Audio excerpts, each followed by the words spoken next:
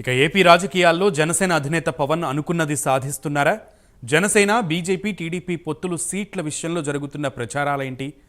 ఉమ్మడి బహిరంగ సభలో పాల్గొనబోతున్న మోడీ రాష్ట్ర ప్రయోజనాలు, కూటమి గురించి స్పష్టత ఇస్తే పవన్ చెప్పిన 98% స్ట్రైక్ రేట్ పెద్ద కష్టమేమీ కాదా? Take a look.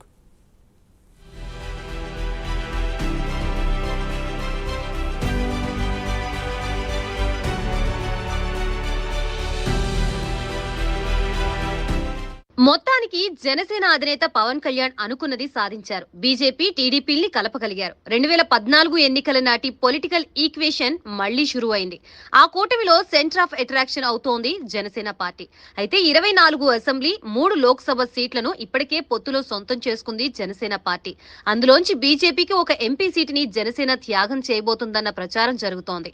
అయితే బీజేపీ కూడా పొత్తులోకి వస్తుందన్న కోణంలోనే 24 అసెంబ్లీ, 3 లోక్సభ సీట్లకు జనసేన ఒప్పుకుందన్నది బహిరంగ రహస్యం.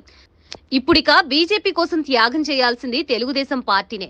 6 ఎంపీ సీట్లను బీజేపీ అడుగుతోందన్న ప్రచారం అయితే జరుగుతోంది. 15 వరకు అసెంబ్లీ సీట్లను బీజేపీ కోరుతున్నట్లు తెలుస్తోంది.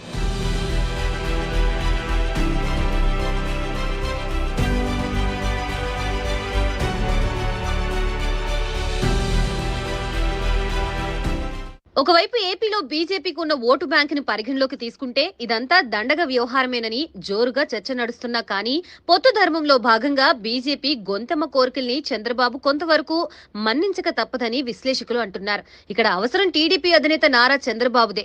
పొత్తు పెట్టుకున్న 3 పార్టీలు కింది స్థాయిలో కలిసి పనిచేయాలి. ఒక్క సీటుని కూటమి కోల్పోయినా అది వైసీపీకి అప్పనంగా ఇచ్చేసినట్లు అవుతుందన్న విషయాన్ని బీజేపీ అధినాయకత్వంతో జరిపిన చర్చల్లో పవన్ కళ్యాణ్ కుండబద్దలు కొట్టేశారని టాక్.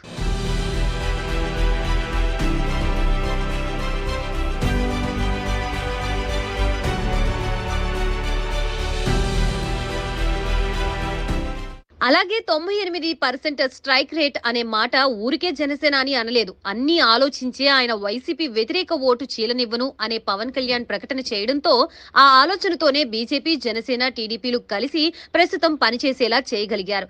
ఇప్పుడిక స్ట్రైక్ రేట్ విషయంలోనూ బీజేపీ అలాగే టీడీపీ, జనసేనతో కలిసి పనిచేయాల్సి ఉంది. అన్ని లెక్కలు సరిచేసుకుని కొద్ది రోజుల్లోనే ఆంధ్రప్రదేశ్ రాష్ట్రానికి ప్రధాని నరేంద్ర మోడీ రాబోతున్నారని జనసేన, టీడీపీ, బీజేపీ నిర్వహించబోయే బహిరంగ సభలో పాల్గొంటారని సమాచారం. ఆ సభా వేదికగానే మోడీ ఇంకాస్త స్పష్టత ఈ కూటమిపై ఇవ్వాల్సి ఉన్నట్లుగా తెలుస్తోంది. రాష్ట్ర ప్రయోజనాల గురించి మోడీ కనుక స్పష్టత ఇస్తే పవన్ చెప్పిన 98% స్ట్రైక్ రేట్ పెద్ద కష్టమేమీ కాదని రాజకీయ విశ్లేషకులు అంటున్నారు. చూడాలి మరి రాబోయే ఎన్నికల్లో కూటమికి ఎలాంటి ఫలితాలు రాబోతుందా అనేది కొద్ది రోజుల్లో తేలనుంది.